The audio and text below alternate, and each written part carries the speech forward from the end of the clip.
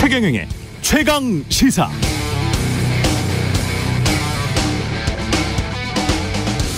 네, 대통령의 지지율과 최근 행보를 묶어서 이런저런 정치적 요인들 때문에 상승했다라는 분석 많이 합니다만은 다른 관점에서 접근해보면 이렇게 볼 수도 있을 것 같습니다.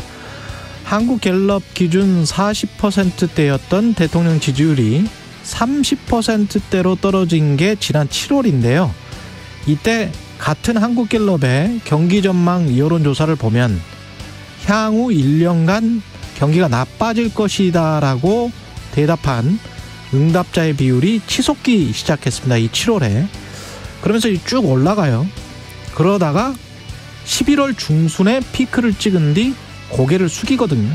이 고개를 숙일 때와 지지율이 조금씩 올라가기 시작할 때가 비슷합니다. 그러니까 여전히 경기 전망이 부정적이긴 하지만 그래도 나빠질 것이라는 비율이 줄어들었을 때 대통령 지지율도 약하게나마 올라갔다. 이거 확인할 수 있고요. 이건 지난 정부 때도 비슷한데요. 같은 그래프, 한국갤럽의 지난 그래프입니다. 2020년 8월 부정적 경기 전망이 가장 높았어요. 그때 문재인 대통령 지지율도 44에서 39%로 8월 첫째 주, 둘째 주 확 꺾입니다. 지지율에 영향을 미치는 다양한 정치적 변수를 주로 이야기를 하고 있는데요. 어쩌면 그 기저에는 경기 전망, 국가 경제, 내가 먹고 사는 일에 대한 전망이 지지율에 근본적 영향을 미치고 있는 것 아닌가 그런 생각이 듭니다. 정치의 핵심은 결국 경세, 재민, 경제인가요? 네, 안녕하십니까. 12월 20일 화요일 세상에 이익이 되는 방송 최경영의 최강시사 출발합니다. 저는 KBS 최경영 기자고요. 앞서 오프닝에서 언급된 여론조사는 모두 한국갤럽 자체 조사고요. 2020년 8월 11일부터 13일까지 그리고 지난 7월 5일부터 7월 7일까지 각각 조사된 것들 말씀드린 거고요. 어제 이은영 소장과 여러 여론조사 이야기하다 보니까 하나가 빠졌습니다. 여론조사 꽃이 지난 11일부터 12일까지 자체 조사했던 것 이거 말씀을 못 드렸고 그때 윤석열 대통령 국정 지지도 여론조사 꽃의 지지도는 41.9%였고요. 오늘 말씀드린 여론조사 포함해서 어제 말씀드린 세 가지 전부 다 모두 자세한 내용은 중앙선거 여론조사 심의 홈페이지 참조하시면 되고요. 최경영의 최강시사 유튜브로도 실시간 방송합니다. 문자 참여는 짧은 문자 50원, 긴 문자 100원이 드는 샵 9730, 콩오플은 무료고요. 오늘 최강시사 용해인 기본소득당 의원 그리고 국민의힘 유상범 의원, 더불어민주당 정청래 의원 그리고 김종대 전 의원 출연합니다.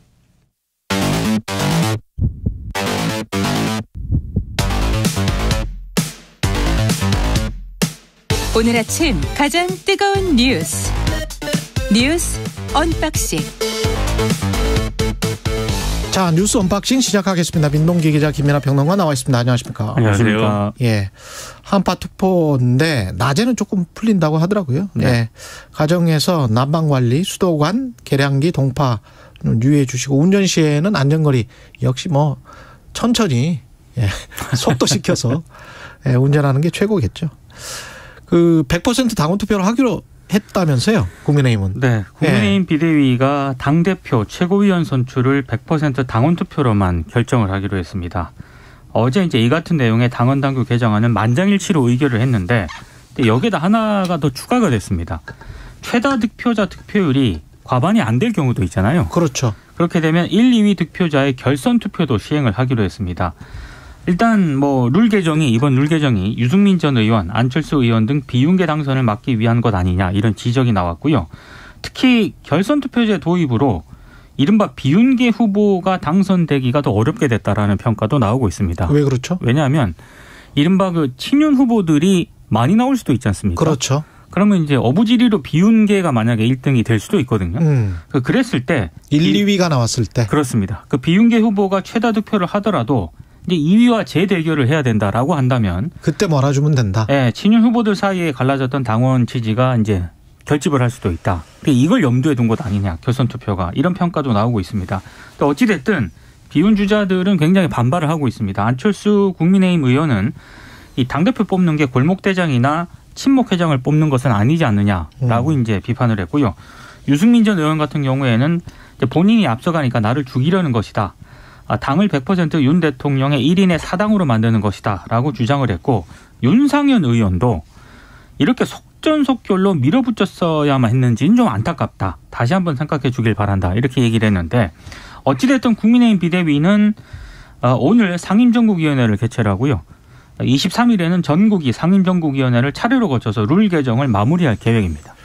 당 지도부를 이런 방식으로 뽑는 거는 그 군소정당, 예를 들면 정의당이랄지 그 전신인 뭐 민주노동당 이런 데서는 이렇게 뽑았습니다. 아, 그랬어요? 그렇습니다. 근데 이렇게 메이저 정당에서 이렇게 선출하는 건 뭐 거의 처음 보는 것 같은데, 이게 이래야 될 이유가 있으면은 이렇게 할 수도 있어요. 그러니까 이래야 될 이유가 분명하다면. 근데 그 이유는 제대로 설명하지 않고 있는 것 같고요. 뭐 당원 민주주의, 정당 민주주의를 이걸로 구현할 수 있다라고 국민의힘 비대위는 주장을 했지만, 정진석 비대위원장은 뭐 영남권뿐만이 아니고 수도권에도 지금 당원들이 많다. 거의 뭐 반반이 됐다. 그래서 명실상부한 전국 전당이 됐기 때문에 당원들 투표로만으로도 가능하다. 민심을 측정하는 것이 뭐 이런 이야기인 것 같아요. 근데 그 주장에 대해서는 이과 출신인 안철수 의원이 아마 숫자를 들어가지고 반박을 합니다. 전 국민은 뭐 예를 들면 4천만 명 중에 2천만 명이라고 따질 때 뭐 비율이 얼마고 이렇게 해가지고 반박을 하는데. 아, 그런 또 반박이 있었군요. 그렇습니다. 역시 이제 이과 출신은 좀 다르다 이렇게 생각을 했는데. 정교하게 아마 반박이 됐을 것 같습니다. 그렇습니다. 근데 이게 이제 결국은 뭐 제가 볼 때는 제2의 이준석 대표 당선 사태는 막자 뭐 이런 거예요. 그렇죠. 그러니까 지난 이준석 대표가 어떻게 탄생했는지 그때 당시를 되돌아보면은 당원 투표에서는 어쨌든 나경원 전 의원이 이겼는데 여론조사상의 우위로 이준석 전 대표가 이제 그때 당시에 뒤집었던 거잖아요. 그러니까 사실 여론조사를 이번에 이제 반영하지 않아야 된다라는 결론에 이른 것 같고, 결선 투표도 그때 생각을 해보면 나경원 전 의원하고 주호영 의원하고 단일화 얘기가 중간에 잠깐 있었는데 단일화가 결국 안 됐습니다. 그러면서 이제 표분산이 돼서 여론조사에서 지더라도 당원 투표에서 크게 이겼으면 이준석 전 대표가 이제 대표가 되는 일이 없었을 텐데, 그러지 않았기 때문에 이준석 전 대표가 당선이 됐던 거거든요. 그러니까 이번에는 그때 놓쳤던 그런 빈 공간들을 완전히 없애버리겠다. 그래서 어떻게든 이제 이 대통령의 뭐랄까 입맛에 맞는, 이준석 전 대표는 입맛에 안 맞았었으니까 어떻게든 그것을 실현하겠다라는 의지가 이제 보이는 그런 조치 아니냐. 다들 이제 이렇게 생각하고 있는 겁니다. 네. 보수 신문이든 진보 신문이든 다 그렇게 생각을 하고 있는 겁니까? 그렇습니다. 네. 그러니까 어제도 말씀드렸듯이 어제 조선일보의 경우에는 이게 정정당당하냐, 이 당당하지 못한 태도이다라는 취지의 사설을 썼고요. 오늘도 이제 그런 어떤 칼럼이라든지 이런 기류들이 신문들에 나와 있고, 또 이것에 대해서 뭐 유승민 전 의원도 그 사설을 이제 SNS에 공유를 하면서 그러한 비판에 대해서 일정 부분 이제 문제가 있다라는 얘기를 이제 하고 있고, 여러 가지로 지금 파장이 커지고 있는데, 이게 단기간에는 뭐 이런 뭐 어떤 지지층의 단결이나 뭐 이런 것에 도움이 될지 모르겠으나, 장기적으로 이제 뭐 총선이나 이런 것에 어떤 영향을 미치는 거, 결국 이제 성적표로 돌아올 것인데 그런 것까지 같이 판단을 해야 될 텐데 여러모로 좀 혼란스러워질 것 같습니다. 이태원 참사 국조특위는 야 3당이 단독으로 첫 발을 그냥 내디뎠습니다. 민주당, 정의당, 기본소득당, 야 3당 단독으로 이제 첫 발을 뗐는데요. 일단 국민의힘은 내년도 예산안 처리가 우선이라면서 어제 불참을 했습니다. 어제 국회에서 국조특위가 전체 회의를 열었는데, 일단 본조사 일정하고요, 기관 증인 명단을 의결했습니다. 본조사는 뭐 현장조사, 기관보고, 청문회 순으로 진행이 되는데, 국조특위가 내일과 23일 현장조사를 실시하기로 했습니다. 그리고 기관보고는 27일과 29일에 진행을 하는데요. 기관보고에 출석할 증인 89명도 의결을 했거든요. 뭐 한호섭 국정상황실장, 손광재 위기관리센터장 등이 증인으로 채택이 됐고요. 다만 국무총리실은 한덕수 국무총리가 대신에 박문규 국무조정실장이 또 출석을 하기로 했습니다. 이게 왜냐하면 이 한덕수 총리가 이 증인 명단에서 제외된 것과 관련해서 어제 약간 좀 문제를 제기하는 일부 위원들도 있었는데요. 민주당 국조특위 간사인 김교흥 의원이 이렇게 얘기를 했습니다. 이제 국민의힘 국조특위 간사와 그동안 협의를 한 게 있는데, 그 협의를 했을 때 한덕수 총리 증인 채택을 국민의힘이 강하게 거부를 했다라고 하거든요. 그래서 아마 이 기조를 좀 유지를 하겠다. 그래서 나중에 국민의힘이 참여했을 때 뭐 이런 여지를 좀 열어놓겠다. 아마 이런 의미가 있는 것 같습니다. 어찌됐든 뭐 국민의힘 같은 경우에는 어제 강하게 좀 비판을 했습니다. 이거는 철저하게 그들만의 반쪽 국정조사가 될 것이다라고 일단 비판을 했고요. 다만 좀 우려가 되는 것은 특위가 좀 뒤늦게 본격이 가동이 되긴 했습니다만 정부 여당의 협조가 지금 없는 상황이거든요. 그리고 지금도 자료 제출이라든가 이런 거에 제대로 협조를 안 하고 있다라고 하는데 국민의힘이 빠진 상태에서 이게 어느 정도 협조가 될 것인가 이 부분에 대해서는 아직 미지수로 남아 있습니다.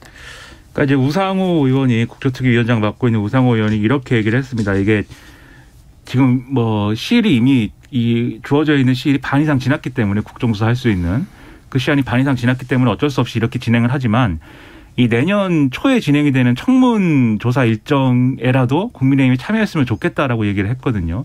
그러니까 사실 초반부에는 국민의힘이 좀 참여하지 않더라도 후반부에는 좀 그래도 어쨌든 여야가 같이 하는 국정조사의 모습을 만들었으면 좋겠다라고 다들 이제 보는 겁니다. 그래서 그렇게 돼야 될 텐데 문제는 그렇게 되려면 국민의힘이 좀 더 이제 좀 적극적인 태도가 있어야 그렇죠. 돼요. 뭐 예산안 합의와 관련된 내용은 뒤에 좀 얘기하겠지만 일단 당장 지금 이 국조특위가 자체적으로 개문발차한 거에 대해서 주호영 원내대표가 이렇게 하면은 앞으로 이제 연장 논의할 때 절대 연장을 우리는 받아들일 수 없다 이렇게 반발하고 있는 상황인 것이고 그리고 혹시 예산안이 합의가 되면 그러면 국정조사에 복귀하는 거냐.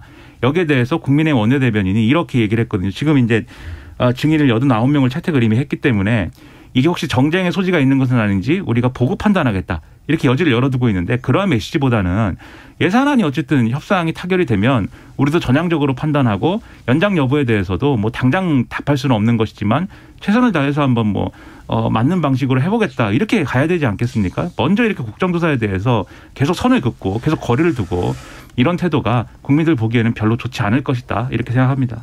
그러니까요. 이게 정권에 도움이 되는 방향인지는 모르겠습니다. 한덕수 총리 어제 저 시민 분향소 가가지고 유족들의 항의를 받고 그냥 돌아오고 뭐 이런 모습도 좀 그렇더라고요. 그러니까 한덕수 총리 어제 공식 일정에는요 합동 분향소 방문이 없었거든요. 그러니까 갑자기 이렇게 전격적으로 이제 방문을 한 것으로 보입니다. 어제 오후 2시 30분쯤에 용산구 녹사평역 인근에 차려진 합동 분향소를 방문을 했는데 윤석열 대통령하고 주례회동 마친 다음에 갔거든요. 근데 말씀하신 것처럼 유족들이 한 총리를 막아섰습니다. 왜 막아섰냐면 정부의 공식적인 사과를 좀 가지고 와라. 그리고 공식적으로 이제 방문을 해라. 이 요구였습니다. 예. 그래서 30초 만에 발길을 돌렸다라고 하는데요. 차량으로 이제 돌아가던 중에 일부 언론 같은 경우는 한 시민의 악수 요청에 응하면서 분향을 좀 하려고 했더니 못하게 하네 고생하십시오 이렇게 말을 했다고 하는데 또 다른 언론 보도를 보면 그냥 시민이 아니라 보수단체 관계자였다 이런 보도도 있습니다. 그리고 한덕수 총리 같은 경우에는 특히 지난 15일 정례기자간담회에서 참사 생존자 고등학생 사망에 대해서 또 이렇게 좀 발언이 좀 도마에 오르지 않았습니까? 예. 본인 생각이 좀 더 굳건하게 치료를 받겠다는 생각이 더 강했으면 좋지 않았을까 생각한다. 이렇게 얘기를 해서 좀 논란을 좀 빚기도 했고요. 그 전에 외신 기자회견에서도 뭐 보스턴 레드삭스 그런 이야기 했잖아요. 그렇습니다. 이상한 이야기를 했잖아요. 그런 상황이어서 아마 어제 비공식적인 어떤 그런 방문 때문에 유가족들이 강하게 항의를 한 것 같습니다. 방문을 하려면 저는 국무총리가 어쨌든 이 분향소 가기로 한 것으로 마음을 먹은 것은 좋다고 생각하는데 이걸 하려면 유가족들에게 사전에 공지를 하고 그리고 이 분향 전후에 유가족들과의 대화라든가 그리고 유가족들의 어떤 아쉬움이라든가 불만 이런 것들을 들을 수 있는 그런 자리를 마련한다거나 이런 걸 통해서 총리가 답변할 수 있는 부분이나 이런 것들을 사전에 다 준비를 해서 공식적인 일정으로 소화를 했어야 되는 거 아닙니까? 근데 그냥 갑자기 총리가 그렇죠. 분향소에 가서 거기서 또 유족들이 여러 가지 얘기를 하니까 윤석열 대통령이 사과해야 된다, 뭐 왜 왔느냐, 뭐 이런 얘기 하니까는 그러면 뭐 분양 안 하겠습니다라고 30초 만에 갔다라는 게. 서 있다 그냥 갔어요. 그렇죠. 갔으면 어떻게든지 분양을 하고 그리고 어떻게든 사람들 마음을 달래려는 노력을 좀 보여줬으면 좋았을 것 같은데. 그러니까 그렇죠. 거기 그냥 앉아가지고 30분이라도 얘기를 했으면 네. 어땠겠습니까? 유족들이 처음에는 좀 그럼요. 사람 마음이라도 예. 그렇죠. 마음을 좀 열었을 텐데 이런 것들이 너무 아쉽고 왜 이렇게밖에 못하는지 너무 이제 의문입니다. 간 과정도 그렇고 돌아오면서 또 거기에서 이제 확성기 대놓고 그 시위하시는 분들 있잖아요. 네, 그렇습니다. 예. 그분들이랑 또 악수했다며요. 그러니까 이제 한 시민이라고 보도한 곳이 있고 예. 이제 보수단체 관계자였다. 악수한 사람이 이렇게 보도한 곳이 있는데 영상을 보면은요. 예. 보수단체 관계자로 보입니다. 예. 그러니까 거기서 계속 뭐 좀 부적절한 그러한 주장들을 막 늘어놓으면서 그거 뭐 영상을 찍어서 뭐 올리고 그렇게 하는 걸로 보이는데 그런 사람들하고 악수하고 이렇게 뭐 무슨 뭐 이 접촉이 있는 것처럼 또 그 상황을 또 이 만든 것도 이상하지만 방치한 것도 그러니까 이 주변에 어쨌든 한덕수 총리 수행하는 인물들이 있었을 텐데 그렇게 하지 말아야 되는 거죠. 그게 다 유가족들에게 상처가 되고 국민들 보기 안 좋은 이상한 모습인데. 신호로 받아들여지죠. 그러니까 예. 말입니다. 예, 한덕수 총리가 몰랐을 가능성이 높은데 진짜 이건 난처하고 네. 당혹스러운 상황입니다. 이거는 왜 거기 가서 그 사람과 악수를 하는 건지 모르겠습니다. 예. 그 예산 협상 관련해서는 지금 4번째 데드라인도 넘겼다고 하는데 그렇게 협상하기가 힘든가 보네요. 근데 이제 주호영 국민의힘 원내대표하고요. 박홍근 민주당 원내대표 발언이 약간 온도차가 있습니다. 법인세와 관련해서는 어느 정도 의견 접근 가능성이 있다고 하는 게 주호영 원내대표의 주장인데 예. 주호영 원내대표는 이 수정안을 나름 제시를 했거든요. 그러니까 법인세 영업이익 구간별세율을 1%씩 낮추자 이렇게 제안을 한 겁니다. 이를테면 영업이익 3천억 초과 기업의 법인세율 같은 경우에는 25에서 24%로 낮추고 영업이익 200억에서 3천억 가량 되는 그 법인세는 22에서 21%로 그리고 영업이익 5억에서 200억은 20에서 19%로 내리자. 이렇게 이제 수정 제안을 한 겁니다. 예. 이제 의견 접근이 이렇다라고 하는 게 주호영 원내대표의 얘기인데 박홍근 민주당 원내대표 얘기는 김진표 국회의장 중재안에서 더 이상 양보하기는 어렵다. 이런 입장이거든요. 그러니까 민주당 같은 경우에도 원래 이거 당내에서 반대가 심해가지고 이것도 어렵게 수용을 했는데 지금 이걸 걷어찬 게 여당 아니냐. 그리고 이 사안에 지금 키는 사실상 대통령실이 지고 있기 때문에 거기에 대한 불만도 상당히 좀 많은 것으로 보입니다. 그래서 온도차가 좀 느껴지는 부분이 있기 때문에 이게 협상이 매듭이 지어질지는 조금 봐야 될 것 같습니다. 그러니까 주호영 원내대표가 그 간극을 좁혔다고 하는 게 여야의 간극을 좁힌 건지 주호영 원내대표하고 대통령실 간의 간극을 좁힌 건지는 잘 모르겠습니다. 근데 이외에 또 한 가지 얘기를 했어요. 법인세 관련돼서 의견 접근이 됐는데 그러면 어디서 그러면 이 합의가 안 되는 거냐. 그게 이제 행안부의 경찰국 설치 예산하고 법무부 인사정보관리단 예산에 대해서는 이걸 인정 안 하는 거는 대선불복이다. 이렇게 또 얘기를 했거든요. 그리고 어제 이상민 장관이 행안부에 경찰국 설치한 거는 뭐 시중의 얘기로 하면은 이 위법성이 1도 없다. 이렇게 얘기를 했단 말이죠. 그러면 또 대통령실이 여기에 대해서 또 강경한 기류이기 때문에 주호영 원내대표가 일단 이렇게 얘기하는 거 아닌가 싶기도 하고 결국 지금 말씀하신 것처럼 협상의 전선은 여야 사이에도 있지만 대통령실과 여당 사이에 있는 것이기 때문에 또 여당이 대통령실을 어떻게든 설득을 해야 될 텐데 설득이 잘 되는지가 앞으로 관건일 것 같고요. 이걸 빨리 정리해 어쨌든 앞서 쭉 말씀드린 국정조사 일정이나 이런 것들도 제대로 돌아가는 거 아닙니까? 그러니까 좀 이 부분에 있어서 충분한 여지를 여당이 확보할 수 있도록 대통령실이 태도를 좀 바꿔줬으면 좋겠습니다. 참 이해가 안 되는 게 예산 협상은 소위에서 그렇게 소소위에서 그 몇 명만 하는 거잖아요. 그렇죠. 네. 국정조사는 국정조사대로 그냥 하면 되는 거 아니에요? 그렇죠. 근데 이제 그거를 지난번에 예산안 처리하고 국정조사에 본격적인 일정 돌입하도록 한 합의가 있다라고 이제 계속 주장을 하는 건데 그럼 지금 말씀하신 대로 예산안이 정 이런 식으로 문제가 된다면 그 합의를 뭐 업데이트하는 것도 방법일 수 있겠습니다. 근데 뭐 국민의힘은 또 전혀 그런 태도가 지금 아닌 거죠.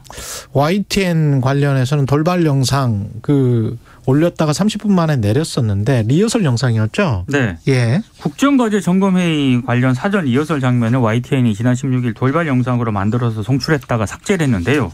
일단 대통령실은 입장이 좀 강경합니다.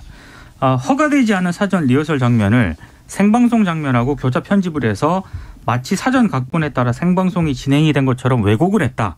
악의적인 편집이다. 이게 이제 대통령실의 입장이고요. 그래서 법적 대응을 비롯해서 강력 대응에 나서겠다는 그런 방침을 밝혔고 그리고 어제 이재명 대통령실 부대변인이 법적 윤리적 책임을 묻기에 앞서서 이 사태에 책임이 있는 분들은 스스로 언론인의 윤리에 부합하는 책임 있는 자세를 보여주기 바란다. 사실상의 책임을 요구를 했거든요.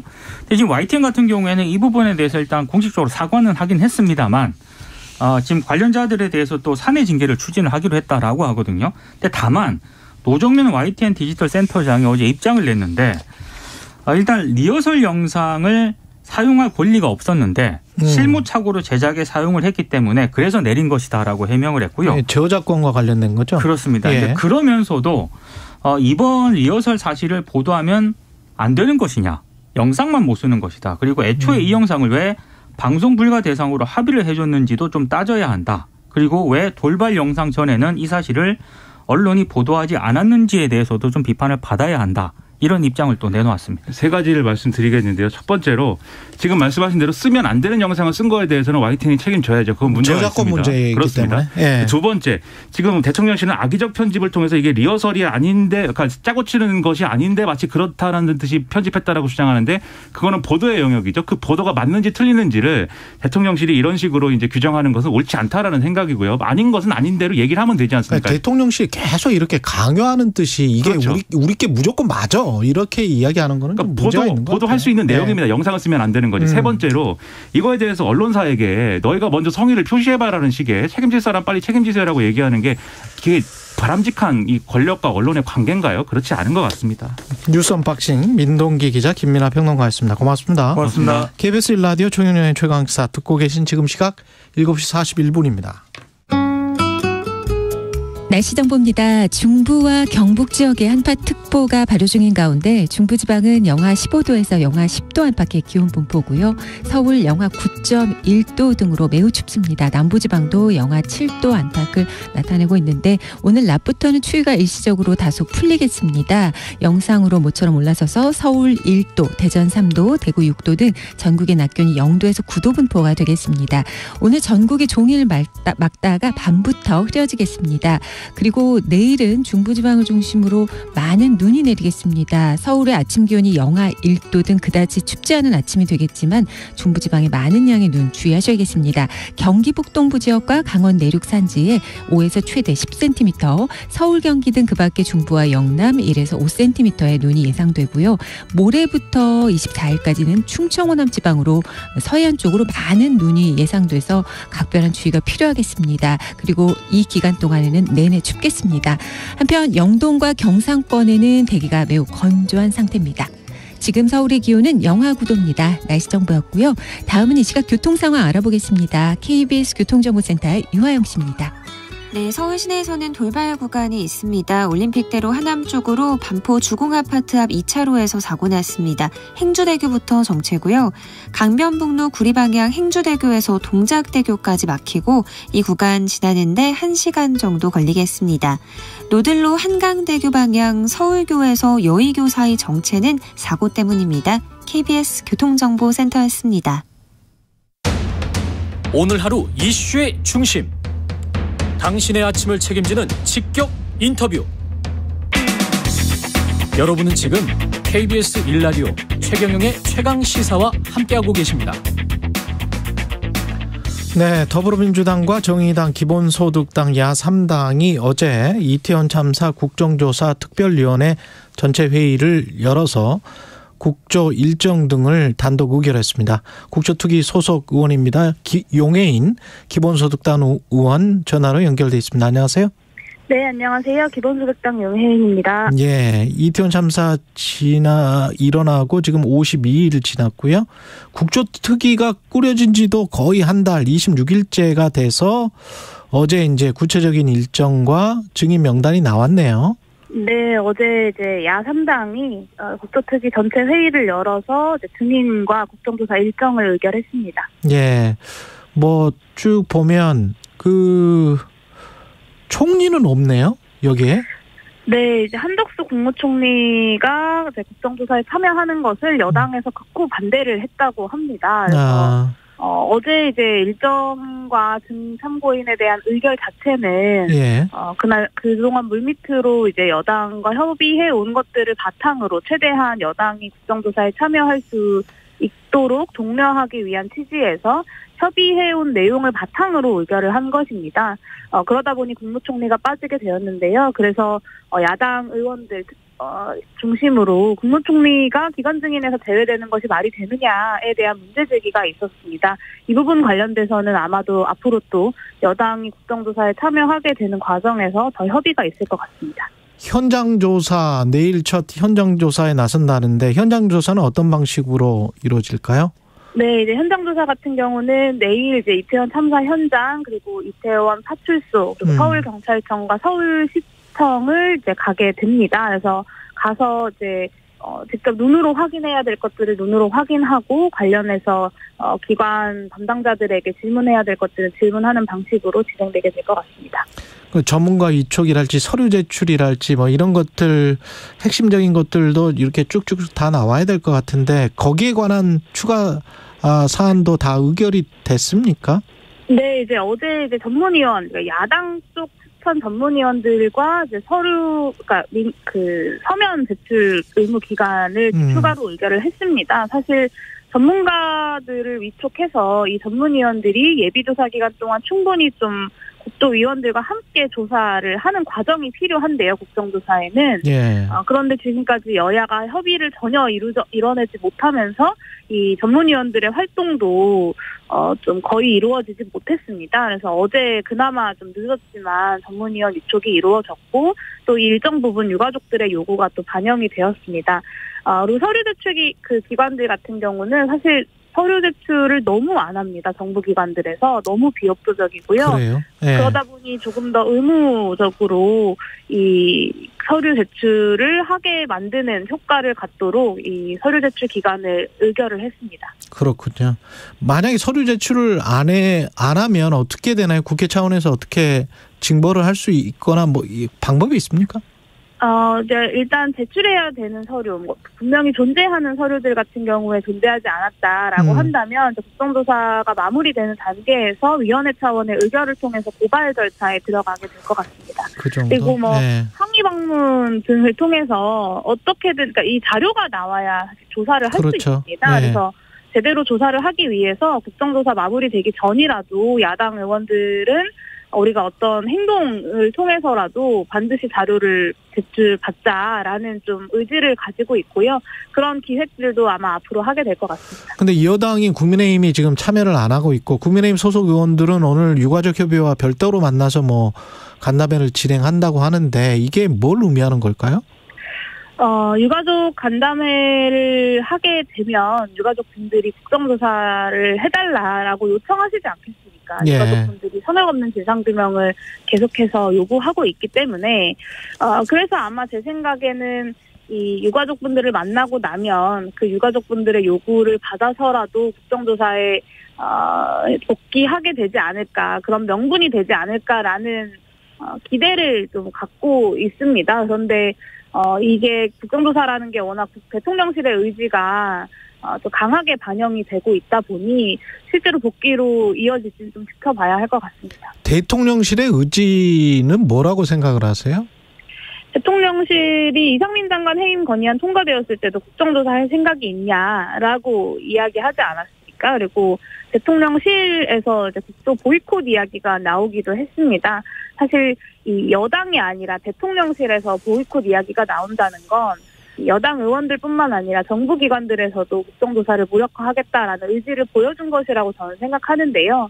국정조사를 받을 것이 없고 국정조사를 통해서 밝혀낼 것이 없다라는 신념을 강하게 갖고 있는 것으로 보입니다. 그래서 대통령실 차원에서 그런 의중을 가지고 있고 그런 의중이 장제원 의원이나 권성동 의원 같은 윤핵관들을 통해서 아주 강력한 메시지로 전달되고 있는 것으로 보입니다. 그럼 지금 말씀하시는 거 들어봐서는 이렇게 뭐 여당이 버티기로 야당이 생각하기로는 버티기로 일관을 한다면 1월 7일이 또 국조특위 시한이란 말이죠. 그리고 이제 네. 주호영 원내대표도 뭐 다시 연장하는 거에 관해서는 생각하지 말라라는 시기였기 때문에 그렇게 되면 시간이 거의 없는 거 아니에요? 사실 지금도 시간이 부족합니다. 그러니까 네. 어제 야삼당이 국정조사를 개문발차한 이유는 물리적으로 시간이 아주 절대적으로 부족하기 때문입니다. 네. 이번 주부터 현장조사를 시작해도 연말 지나서 내년 신년 초까지 1월 7일 직전까지 청문회를 아주 바쁘게 마쳐야 1월 7일에 이제 국조특위 보고서를 의결할 수 있는 기한이 아주 빠듯하게 맞춰지는데요. 저는 연장은 불가피하다고 봅니다. 지금 어제 의결한 일정 자체가 물리적으로 또 쉽지 않기 때문인데요. 아마 주호영 원내대표도 지금은 연장은 생각하고 있지 않다라고 이야기하지만 국조가 실제로 가동이 되게 되면 연장은 불가피할 것으로 보입니다. 연장할 수는 있을 것 같으세요? 한 달은 연장해야 된다라는 게 영 의원님 주장 아니셨습니까? 네, 맞습니다. 지금까지 거의 한 달을 흘려보냈기 때문에 그 시간에 맞춰서 최소 30일은 연장해야 된다라는 주장을 어제 이제 전체 회의에서도 의사진행 발언을 통해 했고요. 사실 그 국민의힘이 어느 정도 국정조사에 면피성으로라도 최소한의 국정조사에 응하는 모습을 보여주느냐에 따라 많은 것들이 좌지우지 될 것 같지만 그럼에도 불구하고 야3당의 결단으로 저는 단독으로라도 연장 의결을 해야 한다라고 보고 있습니다. 어제 시민분향소 찾은 한덕수 총리는 유족들이 정부의 공식 사과가 우선이다. 그러면서 총리의 조문을 거절을 했어요. 그러면서 이제 총리는 그냥 한 30초 있다가 그냥 이렇게 돌아섰는데 어떻게 보셨습니까? 상황.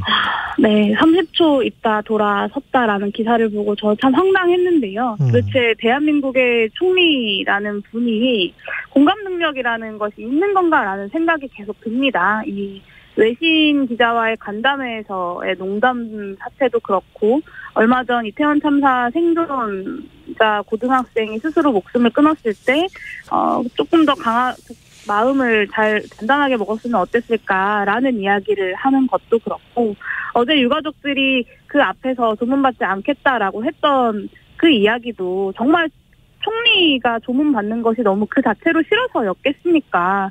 제대로 된 사과와 총리의 진중한 입장 표명 같은 것들을 기대하셨던 걸 텐데 조문하지 말아라, 조문받지 않겠다, 대통령의 사과를 가져와라라는 말에 이런저런 어떤 공감의 말이나 혹은 노력하겠다라는 의지의 표명 없이 그럼 그냥 돌아가겠다라고 30분 만에 발길을 돌리는 게 과연 국무총리로서 보여줄 수 있는 모습인지 정말 충격적이었고요.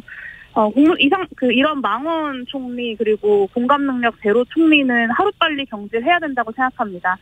그래야 윤석열 대통령이 이태원 참사 희생자들에 대해서 제대로 사과하고 진상규명을 하겠다라는 의지를 보여주는 것이 그 망원 총리 그리고 공감 능력 제로 총리를 경질하는 것에서부터 시작할 수 있다라고 보고 있습니다. 그 유가족은 이상민 장관 파면도 계속 요구를 했었는데 이상민 장관은 결국 신년 개각할 때 다른 장관들이랑 일부 개각할 때 교체될 수도 있을 것 같은 그런 보도들이 나오고 있습니다. 그러면 어떤 책임을 지거나 이렇게 해서 장관이 바뀌고 이런 거는 아니잖아요. 네, 그렇습니다. 사실 이상민 장관 해임 건의안을 국회 본회의가 의결을 했는데요. 저는 조금 더 빨리 참사 직후에 윤석열 대통령이 이상민 장관에 대한 거치 결단을 하지 않을 때 그때 해임 건의안이든 탄핵안이든 의결했었어야 된다고 생각합니다. 이상민 장관이 자리를 지키고 있으면 제대로 수사가 되겠냐라는 것이 유가족들이 가지고 있는 걱정과 또 의문입니다. 그런데 어제 이상민 장관 경찰 조직 인사제도 개선 브리핑에 나서서 이태원 참사 책임으로 경찰이 수사를 받고 있는 참담하고 송구한 상황이라는 말을 했습니다. 그러면서 경찰 개혁을 이야기했는데요. 사실 참사의 책임자로서 수사를 받아야 하고 책임을 져야 하고 자리를 내려놓아야 할 사람이 인사권을 운운하고 책임을 운운하는 것이 정말 황당하고 이상민 방탄이 아니라 이상민은 책임지고 제대로 된 진상조사에 응해야 한다라고 보고 있습니다. 이용해인 기본소득당 의원이었습니다. 고맙습니다. 네, 감사합니다. 대한민국 산업을 이끄는 기업인 여러분, 글로벌 복합위기의 시대에 여러분의 기업은 안녕하신가요? 도움이 필요하다면 언제든 산업통상자원부 무역위원회의 문을 두드려 주십시오. 정상가 이하로 덤핑 수입된 물품에는 덤핑 방지 관세를, 부당 보조금을 받은 수입품에는 상계 관세를, 지식재산권 침해, 영업 비밀을 침해하는 물품에는 시정조치 명령과 과징금 부과를, 국내 산업의 무역 안전망, 무역 구제제도가 지켜드립니다. 자세한 사항은 산업통상자원부 무역위원회 홈페이지를 참고하세요. 겨울을 영어로 하면 윈터. 그럼 우리 모두가 행복한 겨울은 윈윈터지. 한겨울의 동행축제 윈윈터 페스티벌. 이거 맛있겠다. 맛있게 드세요. 대박. 이건 못 참지. 우리의 두근두근 득템 좋아요가 소상공인의 아자아자 뿌듯함 행복이 된다. 온라인으로 주문하셨죠? 모두가 이득 행복이 가득. 한겨울의 동행축제 윈윈터 페스티벌. 중소벤처기업부. 버려지는 가전제품도 소중한 자원이 될 수 있다는 사실 알고 계시나요? 그렇다면 폐가전제품은 어떻게 버려야 할까요? 하나, 새 가전제품을 구입할 때 판매자에게 기존 제품 수거 요청하기. 둘, 대형 폐가전은 콜센터 1599-0903으로 전화해 무상 방문 수거 신청하기. 셋, 소형 폐가전은 종량제 봉투 대신 자원순환 실천 플랫폼을 검색해서 내 집 앞 폐가전 수거함에 넣어주기. 순환되는 자원으로 온실가스 발생을 줄일 수 있도록 폐가전 제품 재활용에 동참해주세요. 이 캠페인은 탄소 중립을 선도하는 한국환경공단과 함께합니다. 그때 청와대까지 갔었죠. 걸은 날짜만 34일이었죠. 저한테는 그게 너무 기적 같은 기억입니다. 2022 KBS 연중기획 기억을 기록하다.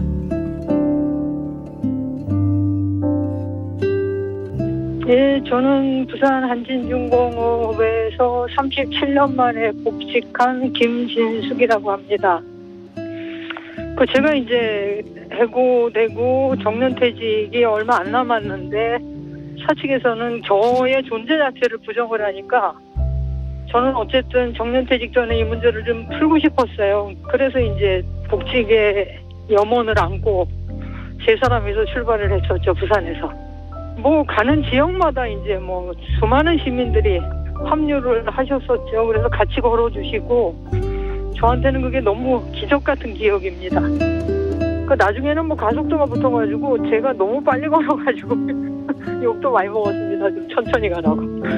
근데 그때는 이제 청와대에서 저의 복직을 위해서 단식하는 분들이 계셔가지고 그래서 하여튼 단식을 하루라도 빨리 좀 풀게 하려고 마음이 굉장히 급했죠, 그때.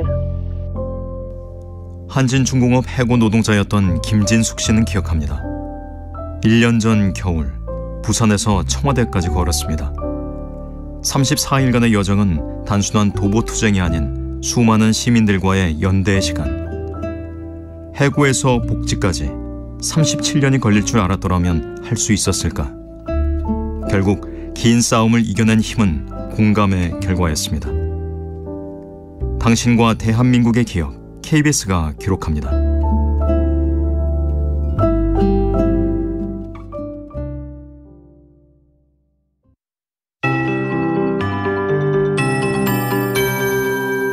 KBS 58분 날씨. 오늘 아침 낮절까지 춥겠고 낮부터는 추위가 다소 누그러지겠습니다. 내일은 중부지방으로 많은 눈이 내리겠습니다. 그리고 모레부터 24일까지 대륙고기압이 확장하면서 매우 춥겠고요. 그간 많은 눈이 쌓여있는 서해안에 또다시 많은 눈이 내릴 전망입니다. 시설물 피해 없도록 유의하셔야겠습니다. 내일 서울의 아침 기온 영하 1도 등 날씨는 그다지 춥지 않겠습니다. 오늘 전국이 막다가 밤부터 흐려지겠습니다. 현재 중부와 경북에 한파특보가 발효된 가운데 아침 기온이 중부지방은 대략 영하 15도에서 영하 10도, 남부지방 영하 10도에서 영하 5도 사이로 매우 춥고요. 건강관리에 유의하셔야겠습니다. 낮부터는 평년 수준으로 기온이 오르겠습니다. 서울 1도, 대전 3도, 대구 6도 등 전국적으로 0도에서 9도 분포를 보이겠습니다. 내일은 서울의 아침 기온 영하 1도, 낮 최고 기온 4도 정도로 보고 있습니다. 내일 대부분 지방에 비나 눈이 내릴 텐데요. 경기 북동부와 강원 내륙 산지에는 5에서 10cm 상당량입니다. 서울, 경기 등 그 밖의 중부지방과 영남지방으로도 1에서 5cm 정도 내리니까 교통안전에 유의하셔야겠습니다. 한편 영동과 경상권 동부에는 대기가 매우 건조한 상태입니다. 지금 서울의 기온은 영하 8.9도, 습도는 57%입니다. 강혜정입니다.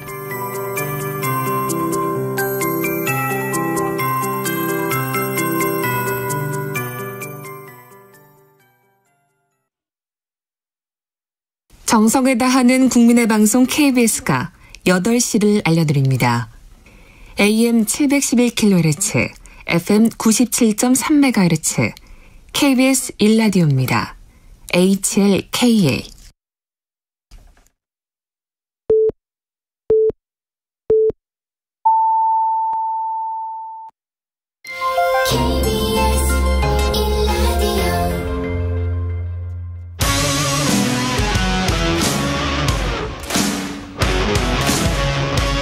오늘 하루 이슈의 중심 최경영의 최강시사.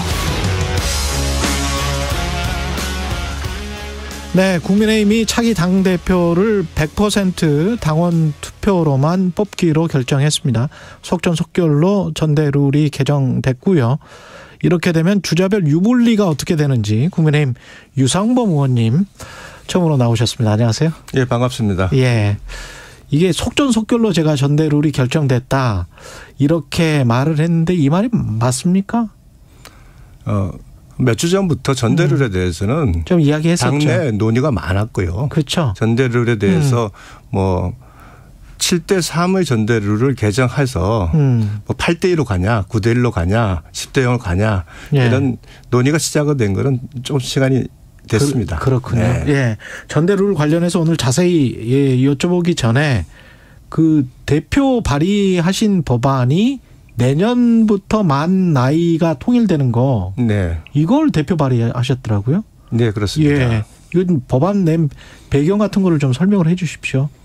네. 대선 기간 중에 59초 쇼츠라는 그 대선 공약으로 나온 게 여러 개 있습니다. 네. 그 중에 하나가 만 나이로 통일을 하자는 공약이었는데 네. 그 윤석열 대통령이 당선되고 나서 인수위 출범하면서 법제처에서 그 만 나이법 공약을 현실화하는 그 국정과제 개정 과제안을 들고 저희한테 보고를 했고 예. 그래서 인수위에서 이거는 어떤 제도적 변화를 일으킬 수 있는 너지적 기능을 한다. 그래서 인수위에서 공약을 발표한 겁니다. 예. 그래서 인수위 공약을 발표하고 제가 이제 인수위 시절에 그리고 나서 대표 발의를 한 거죠. 그렇게 된 거군요. 네. 이거는 뭐 그 국민들 반응은 괜찮다고 보세요? 제가 지역에 내려갔더니 예. 요새 지역이 어디세요? 강원 그 홍천, 횡성, 영월, 평창인데 예. 지역에 이제 어른들이 많습니다. 근데 그 유명한 노래 알지 않습니까? 예.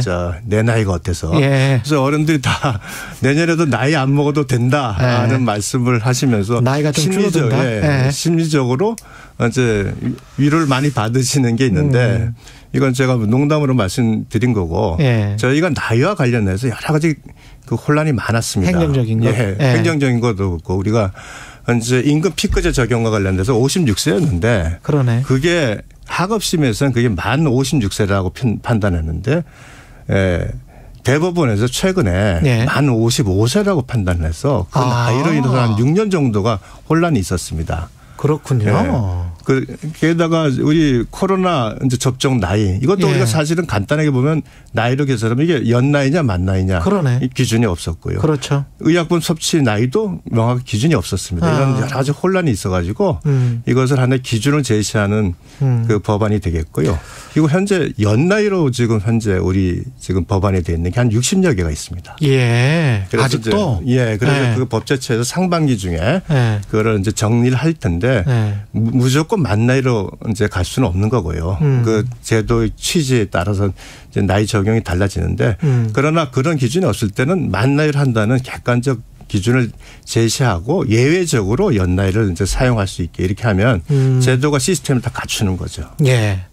전당대회 관련해서 당 관련해서 이제 여쭤볼 텐데 100% 뽑기로 했고 그 뽑기로 한 거는 뭐 많은 어떤 논의가 그 전부터 있었다라고 하셨는데 의원님도 원래 100% 찬성하시는 쪽이었습니까? 네, 저도 그 초선 의원들 모임에서 논의할 때 예. 100%로 가는 것에 찬성하는 입장이었습니다. 이유는 현재 저희 당원이 약 한 80만입니다. 예. 100만 당원이라고 얘기하고 그다음에 당원의 구성을 보시면 20대에서 40대가 33% 정도 돼 있습니다. 네. 그리고 수도권과 영남 지역의 당원 수가 이제 거의 비슷해졌습니다. 그리고 이제 모바일 투표를 이제 하게 되니까 예. 과거에는 한 10,000명의 대의원을 뽑아서 체육관에서 선거할 때는 당협위원장이나 우리 현역 의원들의 영향력이 절대적이었는데 예. 이제 이렇게 하다 보면 당원이 많아지고 모바일 투표를 하니까 과거처럼 영향력을 많이 행사할 수가 없는 상황입니다. 그래서 당원들의 자율적인 투표 의사가 많이 반영이 되고 있고요. 어차피 그게 민심이 아니냐? 그러면 결국 그것이 민심이고 당대표의 경우에는 사실 그렇습니다. 이것은 이념과 정치적 지향을 같이 하는 사람을 뽑는 것이 당대표로 뽑는 것이 의미가 있는 것이지. 네.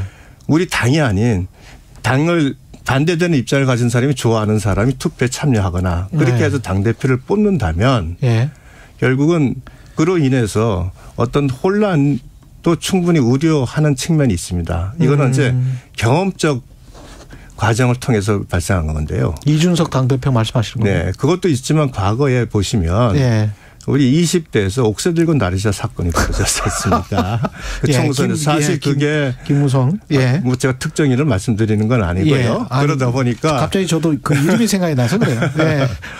뭐 이게 예. 당대표가 사실은 가지기에 그 당원과 당원의 의견을 총화를 나타내고 그 의견에 따라서 대통령과의 관계를 잘 맺을 수 있는 당대표. 뭐 이런 식의 여러 가지 논의가 되다 보니까 이번에 100%로 가자 하는 부분이 이제 공감대를 형성했고 실제로 지역 당원들도 네. 과거에 이제 어떤 의견이 많았냐면 우리는 당비를 내는 사람이냐.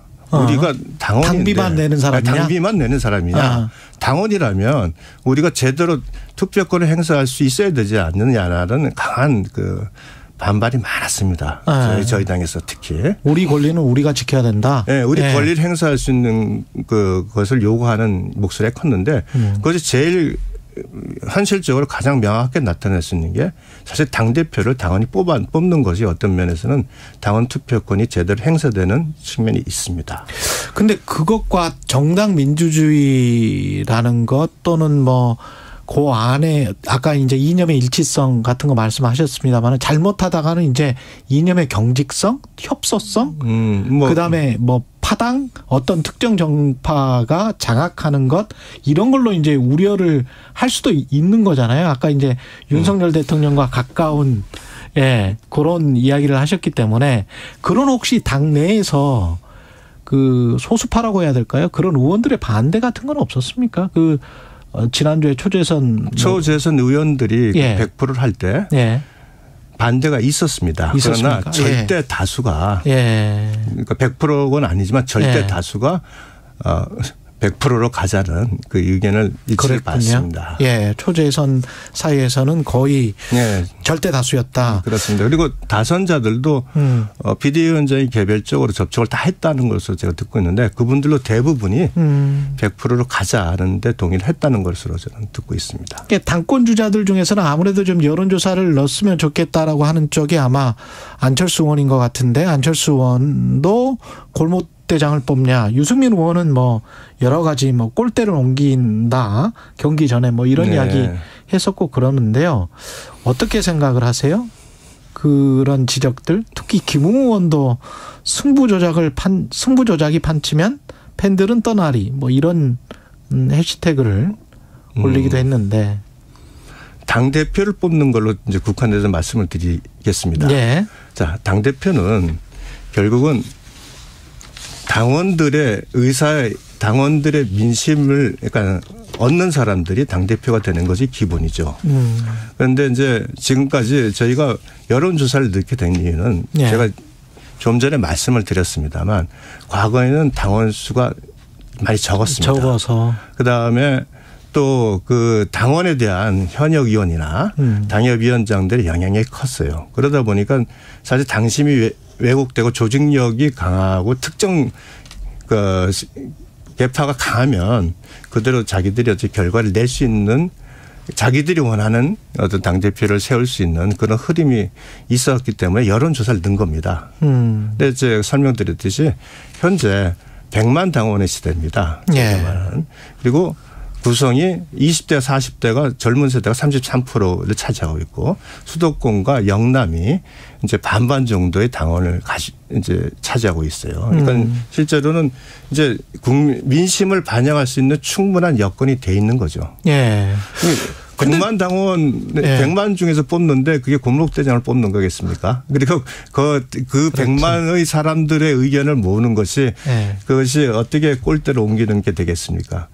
저는 오히려 그렇게 지금 여론을 반영해야 된다. 그것이 이제 민심을 왜곡한다. 뭐 이렇게 말씀하시는 거는 결국은 당심을 내가 받지 못하고 있는 상황에서 그것을 극복하기 위해서 여론조사를 넣어야만 본인들에게 승산이 있다는 그런 판단의 사실은 은유적 표현 아니겠나 이렇게 생각을 합니다. 그런데 당대표가 되겠다는 사람들이 당심을 얻지 못하고 당대표를 된다는 거는 모순 아닌가요? 근데 그 당심이 당원들의 각자의 아까 말씀하신 대로 뭐 자율적으로 한 표를 행사하는 건지 네. 언론에서 이야기하는 윤심이 반영된 당심인 건지 이거는 어떻게 생각하세요? 그래서 윤심이 반영된 당심 아까 뭐 국회의원들이 별다른 영향력이 없다라고 말씀을 하셨지만 그럼에도 불구하고 현재 이제 현역 의원들만 놓고 봤을 때는 영남이 압도적인 거는 사실이지 않습니까? 맞습니다. 그런 상황에서 대통령실의 분위기도 반영이 된다면 당심에 그러면 이제 상당히 그 뭐랄까요? 그 치우쳐진 민심으로 보여질 수도 있거든요. 그러니까 당내 민주주의와 사실은 지금 말씀하신 그 부분은 아주 예. 다른 부분이죠. 그렇습니까? 그렇죠. 예. 당내 민주주의라는 것은 특정 그 어떤 계파의 특정 세력 계파가 일방적으로 독주하거나 당내의 어떤 의사 절차가 왜곡되는 것이 발생하는 경우가 논란이 되는 것이고 지금 하시는 것은 예. 당내의 어떤 당심을 갖고 형성하는 과정에서 예. 영향력 부분이니까 좀 다른 부분이긴 한데 예. 첫째 윤심이라고 말하는 부분은 실체는 없는 거죠. 실체가 없습니까? 실체가 있습니까? 윤심이라는 것이 아니 무슨 실체가? 김기현 의원 인터뷰할 때는 실체가 있는 것처럼 또 말씀을 하셨죠.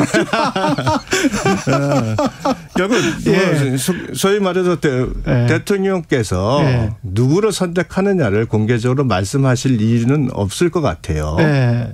그러니까 결국은 당원들이 대통령이 어떤 생각을 하느냐를 판단하셔가지고 뭐 거기에서 나는 그게 옳다고 한다면 그대로 따라가는 것이 윤심이 될 것이고 그렇지 않다면 그건 뭐 또 반대하는 입장인데 내부적으로도 우리가 안철수 의원 지지하는 지금 투표 결과를 보면 상당히 있어요. 저희 국민의힘 지지자층에서. 예. 근데 그 부분을 이제 더 많이 가져오시면 되는 거죠. 안철수 의원 입장에서는. 예. 또 유승민 의원, 전 의원 같은 경우도 마찬가지고요. 저희가 그건 재료가 아니지 않습니까? 네. 당심에서 유승민 의원 지지하는 그룹이 더 적은 거죠. 윤상현 의원은 윤심 파리하는 의원들도 문제다. 당권 주자들 중에. 네. 그런 말씀을 하시던데 윤심이 없다고 하시니까 실체가 없는 윤심을 파리하는 그 의원들이 있는 겁니까? 어떻게 되는 겁니까? 그러니까 윤심 파리라고 네. 하시는 분은 정치적 레토릭이 많이 강하지 않습니까? 그거는 정치적 레토릭이다. 레토릭이 많이 강하고 네. 윤심이라고 하면서 네. 객관적으로 지금까지 드러난 것이 뭐가 있는지 다만 기본적으로 대통령과 함께 당대표로서 내가 어떤 역할을 하겠다는 것을 보여주는 그 모습 속에서 그걸 윤심이라는 부분으로 표현되는 게 아닌가 싶고요. 그러니까 제가 말씀드린 게 당대표 관련돼서 이제 그 가장 제가 비유를 잘 하신 건 정진석 대표인데요. 그래요? 일반 대표를 뽑는데 2반, 3반, 4반 학생들의 의견을 중요하다고 판단하는 것이 그건 잘못된 거 아니냐. 그러니까 그 반 대표를 뽑을 때 그 반 의사가 가장 중요하죠. 네. 그런데 만일 그게 아니라 일반 대표를 학생회장을 뽑는다면 예. 그럼 당연히 2반, 3반, 4반의 의견, 학생들의 의견이 중요합니다. 그건 그러니까 대선 총선 같은 경우는 선출이니까 네. 그 다른 반 의견도 중요하지만 기본적으로 일반 대표를 뽑는데 2반, 3반, 4반 학생들의 의견을 들어야 된다. 그 자체가 이제 말이 모순이 되는 거죠. 그래서 다만, 예. 그러나 거기서 전제는 있습니다. 그러나 2반, 4반 학생들이 저 대표는 절대 안 돼. 이런데 그 사람을 뽑는다면 그거는 이제 우리나라에 망하는 길이겠지만. 그렇죠. 그런데 제가 지금까지 나온 당대표 후보들 쭉 보니까 뭐 상대당을 폄하하는 건 아닙니다만 누가 나와도 그분보단 낫지 않겠습니까? 그분이라면 이제 이재명 당대표. 뭐 네. 다른 당대표니까 제가 네. 이름을 언급하긴 그렇고. 제가 그냥 언급하게 되네요. 오늘 자꾸. 예. 아니 그렇게 들려서 자꾸 아까 그 나르샤도 뭐 그렇게 들리고 그래가지고 말을 했습니다. 그 당심이 만약에 100%로 이게 결정이 됐기 때문에 네. 유승민 전 의원은 출마 의사를 바꿀 수도 있습니까? 어떻게 생각하세요? 글쎄 그분은 50대 51대도 초선 의원이 5% 페널티까지 했는데도 한번 경기도 지사 선거에서 예. 지졌지 않습니까? 예. 그리고 승복을 잘 안 하시더라고요. 거기에 또 대통령의 뭐 영향력이 있었다 그러시고. 예. 대선 과정에서도 본인이 경선에서 지셨는데 그 이후에 대선 이후에 그 본선에서 윤석열 대통령과 함께하는 선거운동에 전혀 관여를 안 하시고.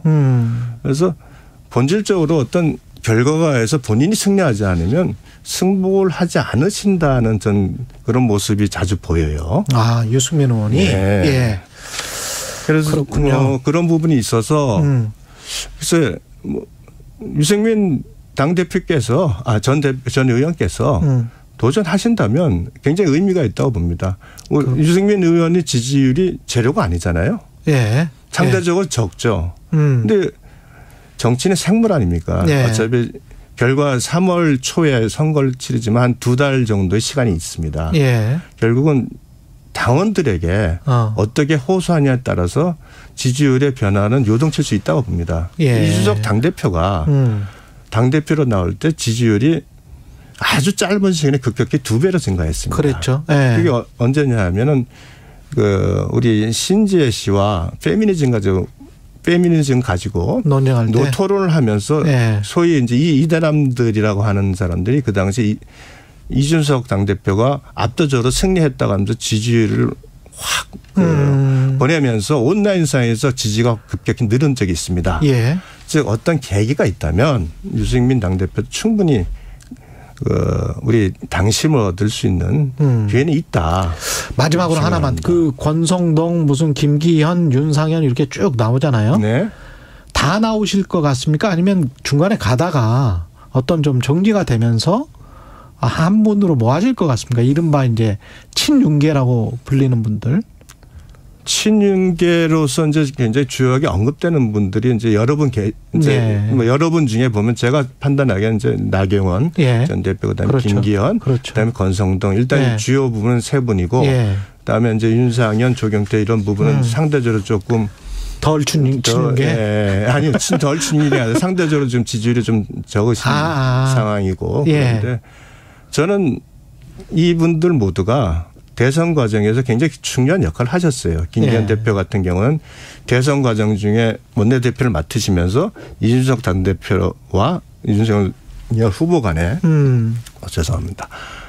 갈등이 있는 거를 막후에서 굉장히 조정을 잘해서 결국은 대선 승리에 이끈 공헌이 있으시고 권성동 당대표도 또한 경선 시작부터 윤석열 대통령과 같이 하셨던 분입니다. 또 나경원 당시에 전 대표도 마찬가지로 그 대선 과정에 노력을 하셨고요. 그래서 이분들은 결국 윤석열 정부와의 성공을 위해서 이제 자기를 희생할 수 있는 자세가 돼 있고 각오가 돼 있고 또한 정권과 함께 하겠다는 생각을 가지고 계시기 때문에 어느 정도 우열이 정해진다면 아마 단일화를 하실 거로 저는 예상을 합니다. 어느 정도 우열이 정해진다면 단일화를 할 것이다. 네, 그렇습니다. 여기까지 듣겠습니다. 국민의힘 유상범 의원이었습니다. 고맙습니다. 네, 고맙습니다.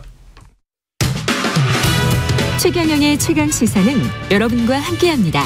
짧은 문자 50원, 긴 문자 100원이 드는 샵 9730. 어플 콩과 유튜브는 무료로 참여하실 수 있습니다.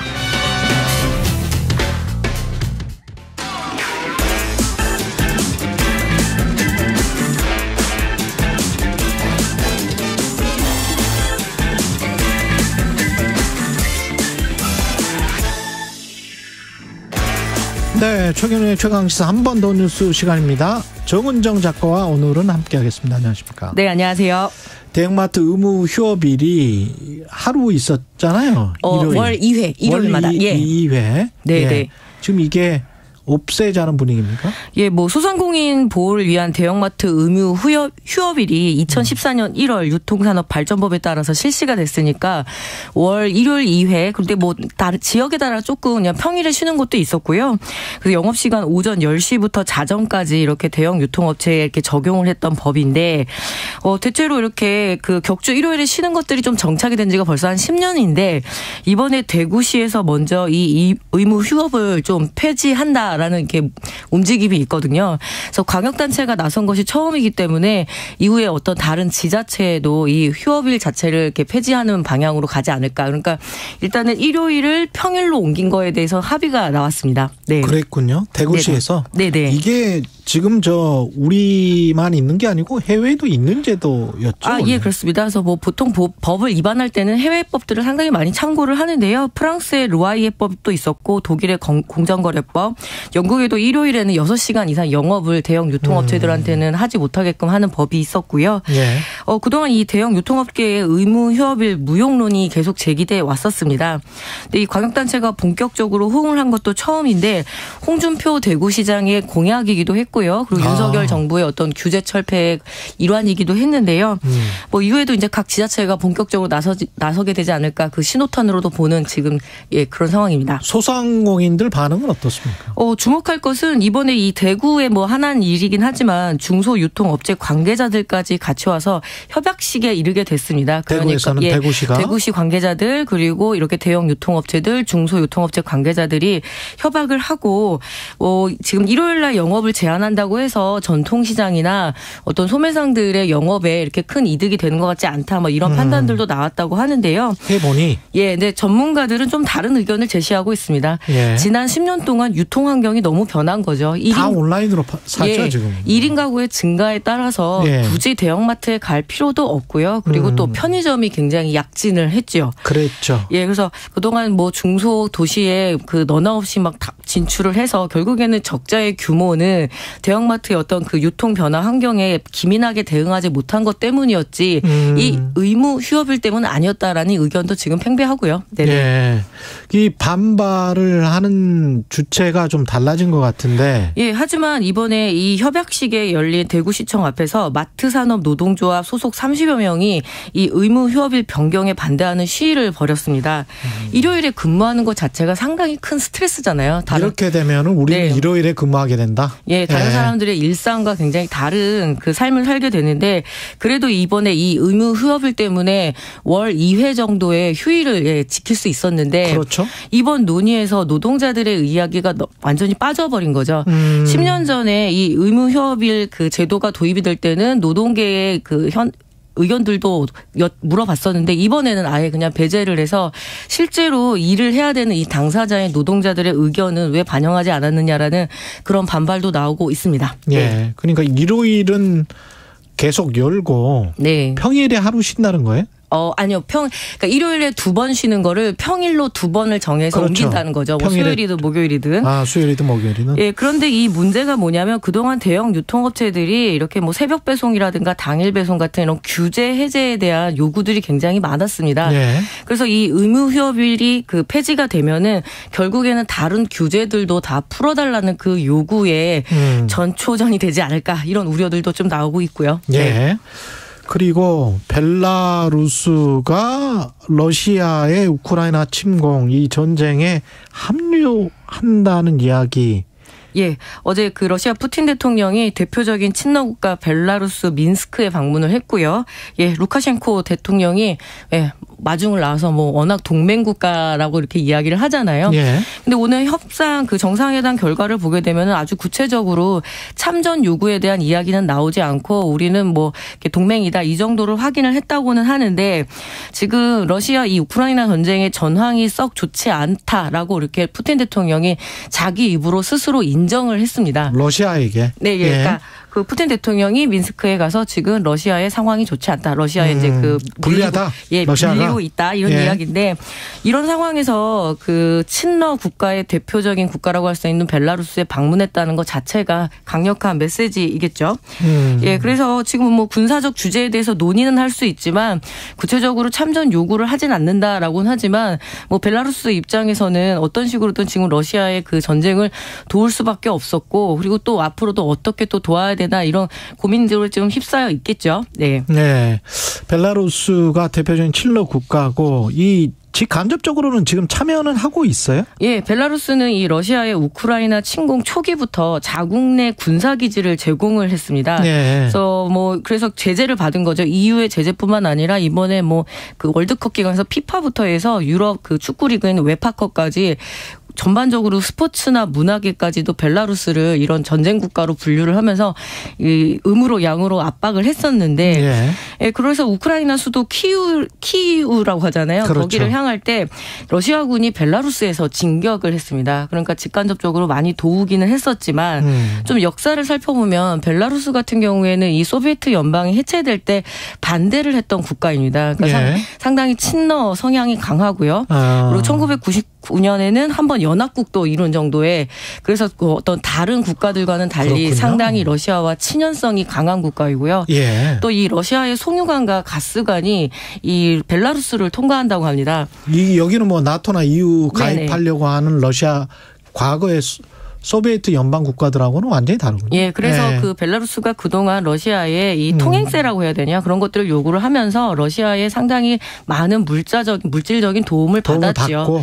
또 러시아 입장도 상당히 곤혹스러운 것이 지금 이 벨라루스의 어떤 지정 확정 문제 때문에 벨라루스와 어떤 협력 그리고 달라는 대로 주지 않으면은 이 전쟁에서 완전히 이렇게 참패를 하기 때문에 생각보다는 벨라루스가 상당한 외교력을 갖고 오히려 우리는 러시아의 무슨 이렇게 위성국 처럼 생각을 하지만 하라는 대로 할 것 같지만 그렇지는 않다는 것들이 외교 전문가들의 지적이고요.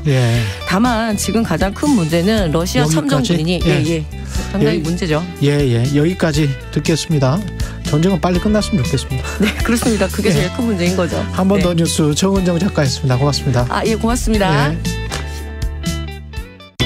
안녕하세요. 방송통신위원회 디지털윤리 홍보대사 조나단입니다. 로그인으로 시작해 로그아웃으로 끝나는 하루. 우리는 그 안에서 다양한 사람과 소통하며 각자의 세상을 그려나갑니다. 여러분의 디지털 세상은 어떤 모습인가요? 누군가는 거짓 정보와 악플로 불행을 그리기도 하고 또 누군가는 지식을 나누고 칭찬 메시지로 행복을 그리기도 합니다. 아름다운 디지털 세상을 그려낼 수 있도록 방송통신위원회와 함께 노력하겠습니다.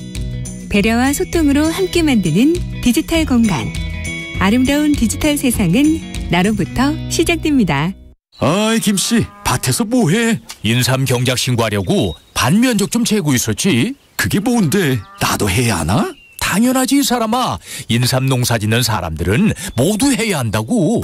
인삼 생산량을 예측해 공급 과잉을 막고 수급 균형을 통해 농업인의 소득을 보장하고 체계적인 관리로 소비자에게 품질 좋은 인삼을 제공할 수 있도록 하는 인삼 경작 신고가 2022년부터 의무제로 전환되었습니다. 인삼을 경작하는 농업인이라면 재배지 관할 인삼농협에 신고해 주시기 바랍니다. 이 캠페인은 한국인삼협회와 인삼자조금관리위원회가 함께합니다.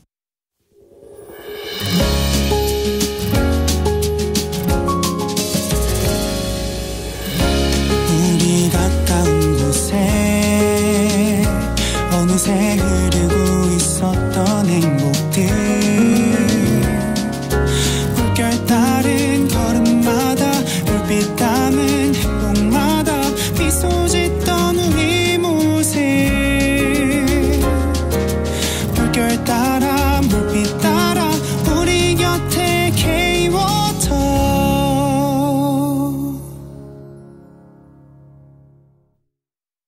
잠시 후 8시 반부터 일부 지역국에서는 해당 지역 방송을 보내드립니다. 손이 시려워 발이 시려워 겨울바람 때문에 아무리 추워도 여러분의 자산은 꽁꽁 얼면 안 되기에 오늘도 홍사원의 경제쇼는 바른 정보만 준비하겠습니다. 오후 4시 5분 홍사원의 경제쇼 꼭 기억해 주세요.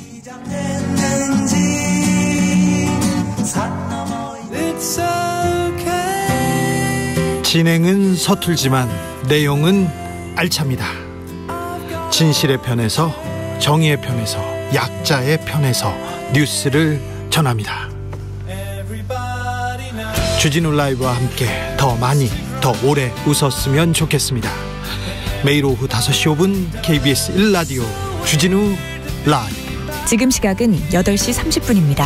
KBS.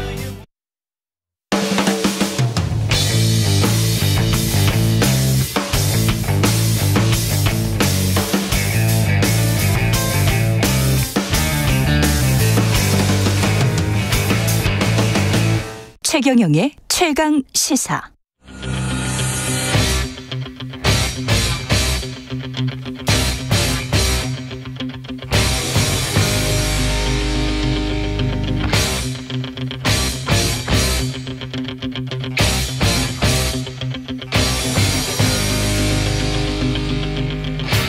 네, 답답한 정치 이슈를 팍팍 때려보는 시간입니다. 정치펀치 정청래 민주당 최고위원 나오셨습니다. 안녕하십니까? 네, 여러분 안녕하십니까? 이 시대의 참 수용인 정청래입니다. 수용인은 뭐예요? 어제 수용했잖아요. 뭘? 박지원 복당. 수용. 깹니다. 예, 참 수용인. 네. 예. 액셉트했다. 예, 받아들였다. 억셉트죠. 예. 뭐 발음이 저는 그렇습니다. 네. 예, 참 수용인.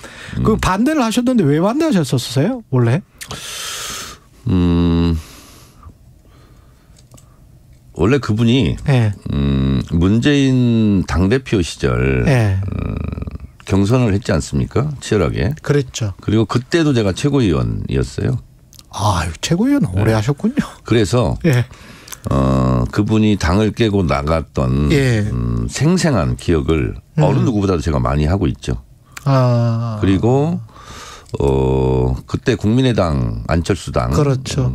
저희가 굉장히 만류하고 노력도 많이 했는데 뿌리치고 나갔고 그리고 그때 실체도 없는 노무현 정부 때 뭐 네. 문재인이죠. 그러니까 공격 네. 포인트는 문재인의 호남 홀대론 기억나시죠? 예. 그래서 그러면서 호남에서 뭐 40석인가 굉장히 하여튼 호남 싹쓸이를 했었죠. 했던 그 예. 분당의 주역이었죠. 그래서 제가 눈물의 씨앗이 아니라 분열의 씨앗이라고 얘기를 하는 것이고 그리고 대선 때는 문모닝 문재인 대통령 아침마다 욕하고 공격한다. 그래서 저는 3배의 양으로 예. 박모닝을 제가 외쳤죠. 아. 그래서 그분이 저를 고소까지 했어요. 아, 그런 적이 있어요? 네. 두 분이 조금. 그래서 제가 법정에서 만나자. 그렇게 했는데. 이제 내일 경찰 조사를 받으러 나가야 되는데 오늘 취하를 하셨죠. 감사하게. 아, 그렇군요. 네. 사적인 감정이었습니까? 아니면 그거는 아니었을 거 아니에요? 그 감정은 다 털었어요, 제가. 그랬을 것 같고. 네, 제가 사적인 감정이 아니라 저는 항상 선당후사 하는 사람이죠. 예. 근데 이분이 다시 들어오면 한 번 배신한 사람은 또 배신하지 않는다. 이런 말은 별로 없죠. 또 배신한다. 한 번 배신하면 또 배신한다. 예. 그러니 받아들이면 안 된다.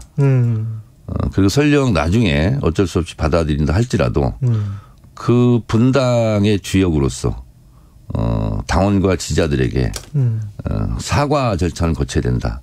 예. 그리고 다시는 그런 짓을 하지 않겠다 하는 다짐 각서 정도는 받아야 되지 않느냐라는 게 제 생각이었습니다. 다짐 각서를 받으셨어요?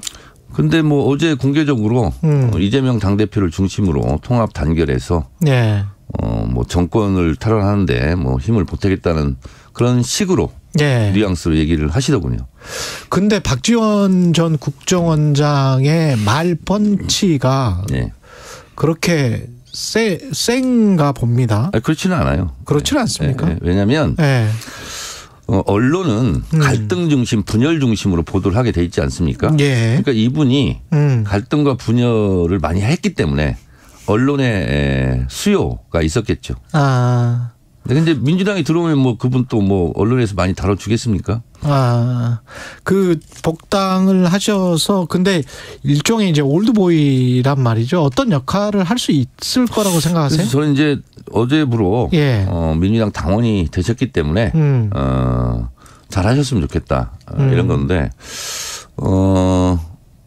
지난주인가요? 하여튼 복당 심사 앞두고 저한테 전화를 하셨어요. 아 그래요? 네, 전화를 하셨는데 그분이 뭐 저한테 사과를 했다고 그러는데 일단 사과를 하지 않았고 그리고 또 저한테 사과할 필요성이 없어요. 그래서 저한테 사과를 안 한 거에 대해서 제가 뭐라고 하진 않아요. 다만 당원과 국민들께 사과는 하시는 게 좋겠다. 그런 생각이 좀 들고. 어떤 말을 주로 하셨어요? 왜 복당을 반대하느냐 하고 저한테 따지고 항의를 했지 사과를 하지는 않았어요. 근데 이분이 또 사과를 했다고 언론 플레이를 하시더라고. 뭐 거기까지는 좋아요. 뭐 저는 사과받을 생각이 없었기 때문에. 근데 또 복당이 된 이후에는 저한테 또 전화는 안 하시더라고. 복당이 됐으니까 이미. 이 방송을 들으시고 전화를 하실지도 모르겠네. 그 복당에 대해서 좀 찝찝하다. 아직 찜찜하다. 지금도 찜찜하세요? 그렇습니다. 그거는. 그러니까 저는 최전방 철책 근무 하고 있는 거예요. 이제 선을 못 넘어오게 지금까지는 제가 역할을 했다면 이제 또 선을 못 넘어가게. 지금까지는 못 넘어오게 제가 감시 반대를 했다면 이제 기왕에 들어왔으니 이제 다시 이제 철책 근무를 제가 계속 하면서 다시 이제 선을 넘어가지 못하도록 제가 이제 경계 근무를 계속 해야 되겠죠. 그래서 저는 3살 버릇은 80까지만 간다. 그 말을 저는 믿겠습니다. 그래서 80이 넘기셨으니 42년생 이제 81이니까 이제 옛날 버릇 다 고치고 이제 새 출발하시기로 했으니 그걸 믿어야죠. 그 넘어간다라는 게 이재명 당대표 중심의 민주당을 말씀하시는 겁니까? 그거를 깨는 것? 그렇습니다. 근데 본인이 이재명 당대표를 중심으로 잘 한다고 하셨으니 그 말을 또 믿어야죠. 근데 지금 박지원 원장이 어떤 내부 분란이랄지 그런 거를 일으키는 게 아니고 그 이상민 의원이랄지 이렇게 정확하게 말씀을 이미 하신 분들이 있잖아요. 그러니까 당대표. 이제 박지원 전 원장이 들어왔으니 매기 효과를 저는 기대합니다. 그 분란을 일으키는 말썽쟁이 의원들 다 진압해 주시기 바랍니다. 근데 말썽쟁이 의원입니까? 아니면 이게 충원을 하는 겁니까? 어떻게 보세요? 제가 봤을 때는 충원이라는 것은 매일 하면 안 되잖아요. 그 노래도 계속 같은 노래 들으면 좀 짜증나잖아요. 근데 그게 이제 습관성인 것 같아요. 그래서 습관성이다. 그래야 이제 라디오 뭐 언론 이런 데서 불러주니까. 그래서 그런 것 같아요. 지금 관련해서 이재명 그 당대표의 사법 리스크와 관련해서는 더 이상의 팩트는 나온 게 없다라고 지금 생각하죠. 없죠. 지금 몇 년간 들었잖아요. 뭐 없잖아요 지금. 김만배 씨는 뭐 조작하지 않고서야 어떻게 이재명 대표를 뭐 대장동권으로 기소하고 뭐 이렇게 하겠어요? 겨우 나온 게 정치 공동체 아닙니까? 정치 공동체는 사법 처리의 대상도 아니고 사법적 용어도 아니고 정치학개론에 나오는 용어 아닙니까?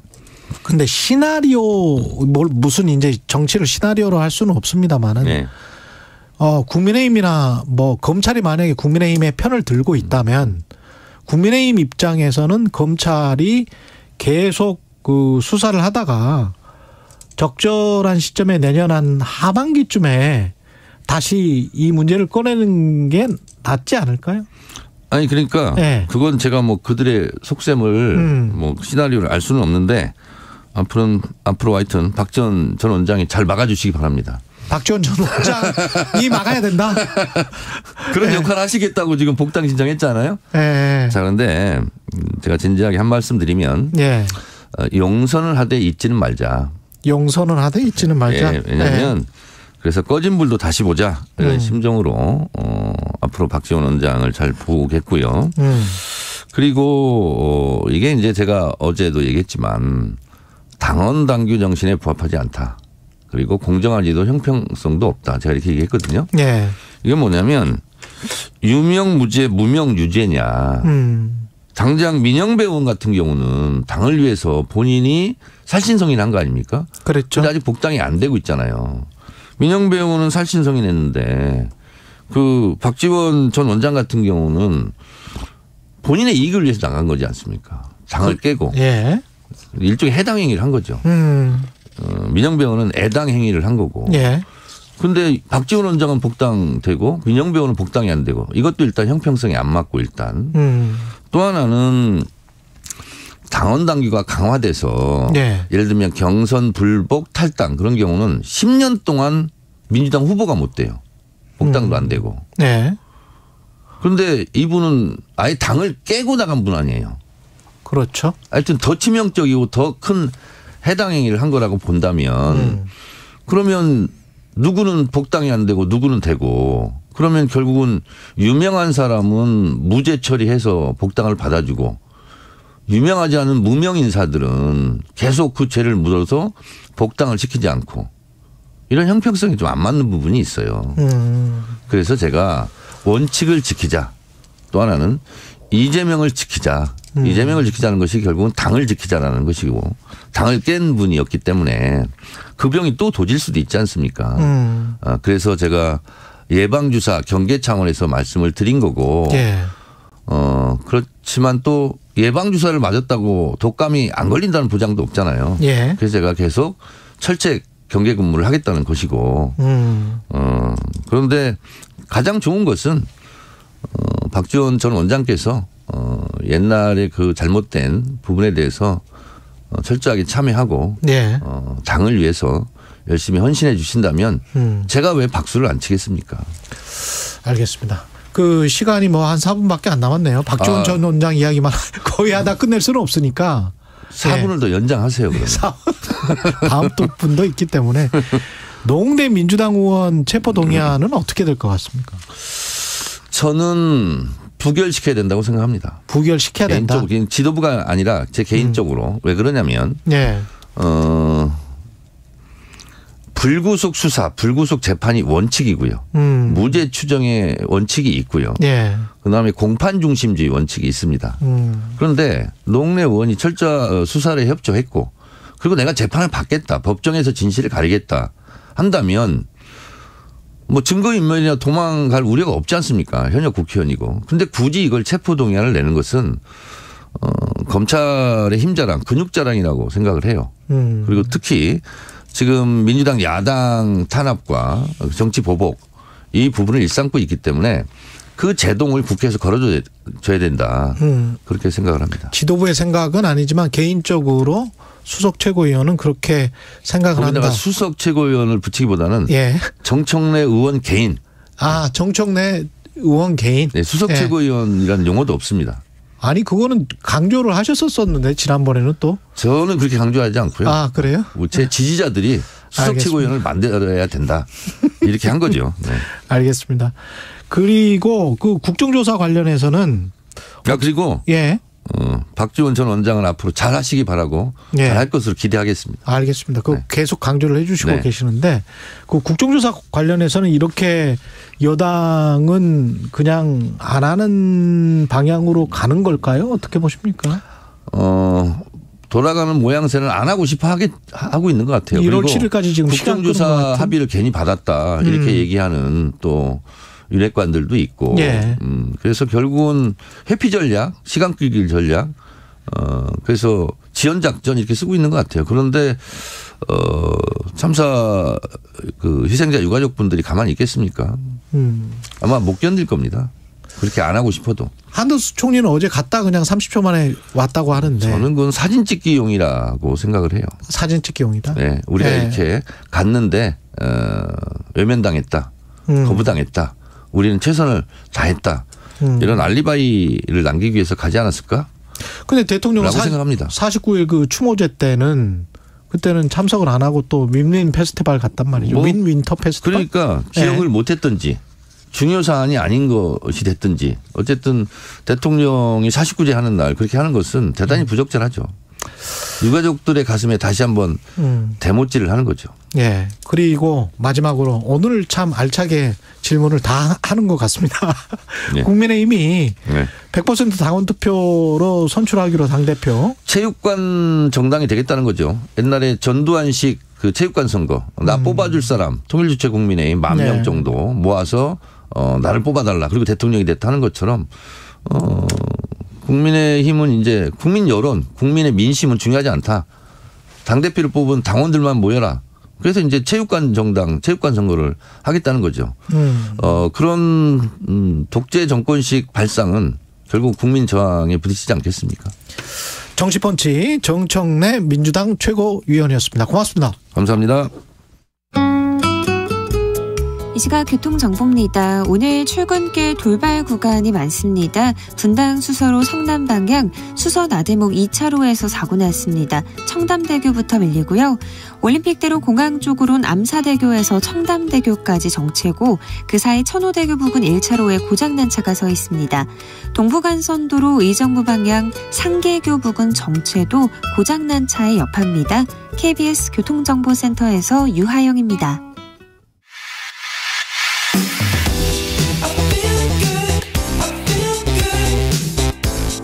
세상에 이익이 되는 방송 최경영의 최강시사.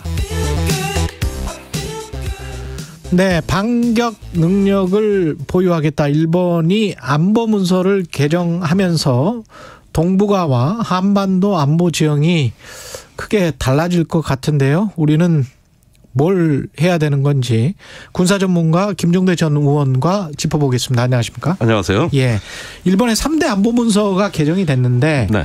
반격 능력을 보유한다 이렇게 선언을 했단 말이죠. 네. 이게 무슨 이야기입니까? 글쎄 그 국가안전보장 전략문서 그걸 한 36페이지 정도 됩니다. 분량이. 네. 이걸 아주 면밀히 살펴봐야 되는데 첫째 뭐 전수방위 이외 선제 공격 이런 건 안 하겠다고 다 해놓고. 예. 그런데 미사일 방어만으로는 안 되니 공격 능력 즉 적기지 공격 능력이라고도 하고 반격 능력을 보유하겠다 이렇게 또 이야기를 하고 있어요. 네. 근데 이게 경계선이 좀 모호합니다. 이게 어느 시점에 공격 버튼을 누르느냐. 네. 이런 게 상당히 어려운 문제고 투명하지가 않아요. 그러다 보니까 반격 능력은 이건 뭐 공격 능력인데 이게 이제 주변에 지금 극초음속 미사일 나오죠. 뭐 또 순항 미사일 나오죠. 이러니까 이제는 요격 갖고 방어 갖고 하는 시대가 아니라는 거예요. 예. 그리고 반격 능력이라는 거는 이 문서의 극히 일부에 불과하고 앞으로 대국 정치를 하겠다. 그러니까 대국 정치? 예. 그 정보, 경제, 외교력을 다 동원해서 요즘 주변에 나쁜 나라들이 많이 나타났다. 이게 2차 대전 이후로 가장 심각한 변곡점이 나타났다. 그러면서 자유롭고 개방되며 그 법규와 규칙을 지키는 인도 태평양 질서를 일본이 앞으로 주도해 나가겠다는 선언이에요. 그게 굉장히 포괄적인 문서입니다. 그러니까 주변에 나쁜 사람들 많으니까 나쁜 나라들 많으니까 이거 차단, 억제 이런 어떤 능력을 갖겠다는 일종의 자기 정체성의 재구성이고 그 중에 하나가 이제 공격 능력 보유가 되는 것이죠. 자기 정체성의 재구성 그러니까 이 동북아에서 일본이 미국을 대신해서 어떤 일이 발생을 하면 반격 능력이라는 게 공격도 할 수 있다. 네. 예를 들면 다 여러 가지 사례가 나오는데 남중국해에서 중국의 강압 행동, 대만 해협에 대한 힘에 의한 현상황 변경, 그다음에 센카쿠에서의 영토 분쟁, 러시아와 북방 열도에서의 그 영토 분쟁, 한국과 독도에서의 영유권 분쟁 이런 걸 다 써요. 독도도 있어요? 독도도 있어요. 아주 강하게 씁니다. 그런데 이런 데서 물론 평화적으로 해결한다는 원칙은 하지만은 적극적으로 앞으로 자기네들의 이익을 영토에 대해서 영유권에 대해서 단호하고 일관된 원칙을 고수하겠다. 이런 얘기들 나오는 것이죠. 그 시점을 아까 말씀을 하셨는데 가령 지난번에 이제 북한이 일본 영해라고 할 수 있습니까? 그 공해상으로 쏜 미사일 같은 거 있잖아요. EZ. 예. 그 정도를 하면 뭐 반격을 하겠다. 이건 아닐 거 아니에요. 설마. 예. 근데 여기에 대해서는 여러 가지 해석이 있습니다만 50년대 그 하토야마 총리가 얘기한 게 있습니다. 아니 공격이 임박한 게 명확한데 앉아서 당할 수는 없지 않느냐.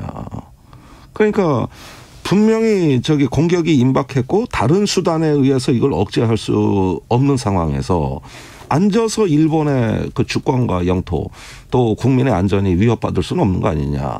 이러면서 무엇라도 해야 된다고 말한 적이 있어요. 이게 50년대 발언인데 지금까지 그 발언을 소환해가지고 이렇게 되면 앉아서 당하지 않겠다는 게 이게 뭔 소리냐 이게. 이게 선제 공격 같기도 하고. 그렇죠. 적극적인 억제 같기도 하고. 예, 우리는 거기에서 어떻게 되는 거예요? 그러니까 우리 만약에 일본이 한미일 동맹 체제라고 하니까 그러면 일본이 북한이 공격을 할 것 같으니까 일본을. 그래서 일본이 반격을 했다라고 하면 북한과 일본 사이에 전쟁이 되는 거잖아요. 그렇습니다. 그때 그 전쟁을 미연에 방지하기 위해서 우리가 개입할 수 있는 뭐가 있습니까? 이게 가장 지금 논점이 된 건데. 예. 자, 프놈펜에서 한미일 삼국 정상회의에서 앞으로 미사일 정보도 공유하기로 했으면 이런 정보가 어디에 쓰이는 거고 어떤 목적으로 쓰이는가 이런 전략적인 원칙은 내왔어야 되는 거 아닙니까?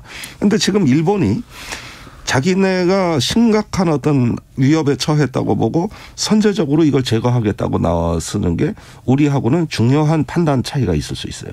특히 일본은 북한 미사일에 대한 스트레스가 우리보다 훨씬 민감한 나라입니다. 그래요? 예. 훨씬 민감해요. 우리는 지진 같은 거에 민감하지만 일본은 둔감하잖아요. 근데 미사일은 반대예요. 예. 그런데 우리는 전쟁이 아니라고 보는데 일본은 이건 전쟁으로 가는 거다. 이렇게 생각할 수도 있고 또 정보 오인 내지는 오작동도 있을 수 있는 겁니다. 예. 일본 보십시오. 맨날 북한이 미사일 한 발 발사했는데 2발 발사했다 그러고 경보 오작동하고. 그렇죠. 예, 이런 일을 하도 많이 보니까 우리가. 예. 그러면은 진정시키기 위해서라도 우리 군사 정보를 다 안 줄 수가 없는 거예요. 다 줘야 되는 것이죠. 예. 그래야 좀 관리가 가능해질 거예요. 그러는 가운데서도 일본은 한국 주도의 한반도 통일에 한 번도 동의한 적이 없고 또 대한민국의 주권은 휴전선 이남에만 임무로 제한된다고 입장을 갖고 있는 나라고. 예. 이러니까 우리하고는 헌법적 가치도 안 맞고 위기 관리에도 이질적 존재고 이런 여러 가지 문제가 지금 앞으로 대두가 되는 것이죠. 그런데 방어 능력만 가졌을 때 문제가 안 되는데 공격 능력을 가져버리니까 이러한 어떤 판단 착오 내지는 어떤 다른 어떤 그 판단이 우리한테 상당한 압박으로 다가올 수가 있죠. 대통령실이 어제 오후 브리핑에서 한반도 안보나 국익과 직결된 사안은 당연히 사전 협의와 동의가 필요하다. 우리의 동의가 필요하다 이런 이야기인데 일본은 동의가 필요하지 않다. 뭐 이렇게 지금 이야기하고 있는 거 아니에요? 네, 그렇습니다. 오히려 저는 정부 일각에서는 다른 반대로 이 문제를 보는 사람들도 일부 있는 것 같아요. 아, 그래요? 한반도 주변의 위기에 일본의 해상 초계기나 첨단 정비를 일본이 빨리 우리를 도와줘야 되는데 안 도와주면 어떡하지? 이렇게. 오히려 거꾸로 일본을 더 적극적으로 참여시켜야 된다. 이런 전략가들도 정부 내에 존재하는 것 같고 반면에 그 반대쪽에서는 함부로 개입했다가 우리 의지로 통제가 안 되면 그러면은 우리가 원치 않는 분쟁을 하게 될 수도 있는 거고. 저는 윤석열 정부의 이 두 입장이 다 섞여 있다고 봐요. 두 입장이 다 섞여 있다. 주로 대통령실은 일본하고 더 협력해야 된다는 취지고 외교부는 조금 이거 원칙을 세워야 된다는 취지인데 이게 정리가 안 돼요. 정리가. 잘못하면은 뭐 조그마한 사건 하나에 크게 꼬일 수도 있겠습니다. 그렇죠. 항상 큰 전쟁은 어떤 작은 분쟁이 이게 트리거 방아쇠가 당겨져 가지고 큰 분쟁으로 연결되는 사례가 굉장히 많은데 이렇게 지금 일본이 주변 국가하고 전부 영토 분쟁을 하고 그다음에 공격 능력을 갖겠다 그러면 지정학적 민감성이 고조돼서 작은 분쟁이 큰 분쟁으로 에스컬레이션이라고 그러죠. 상승될 수 있는 개연성이 커지는 거죠. 이게 우리한테는 압력이 되는 거예요. 거기에다 동아시아는 다자간 안보 협력체도 없고 안보 대화도 없고 완전 무정부 상태거든요. 이런 상황에서 이제 민감한 어떤 공격 무기가 이게 경쟁이 붙었을 때 우리가 주변 정세를 과연 잘 주도할 수 있느냐 이 점에서 엄청난 딜레마가 생기는 거죠. 근데 미국은 지금 동북아 쪽은 일본이 맡아줬으면 좋겠다. 뭐 군비랄지 뭐 여러 차원에서 그런 좀 기조가 있는 거죠. 이건 다 미국이 권유한 방향대로 가는 겁니다. 미국은 2019년에 INF 조약 중거리 핵미사일 폐기 조약에서 탈퇴를 하면서 동아시아에 중거리 미사일을 배치하려고 그랬는데 아무도 희망자가 안 나왔어요. 태국 안 된다 그러지, 필리핀 안 된다 그러지, 한국 안 된다 그러지. 호주는 너무 중국하고 멀리 떨어져 의미가 없고. 그래서 일본을 후보 국가로 설정하고 그 일본이 자체적인 중거리 미사일을 배비하는 거를 미국이 기술 지원을 하면은 같은 효과를 거둘 수 있다. 예. 이런 어떤 보고서가 올해 4월에 랜드 연구소에서 그 인도 태평양의 지상 기반 중거리 미사일 이 보고서가 나왔어요. 그때 일본이 제깍제깍 움직입니다. 그렇구나. 이걸 기회로 본 거예요. 아, 미국의 이참에 기술을 지원받고 그래서 일본 자체가 중거리 미사일 보유국으로 간다.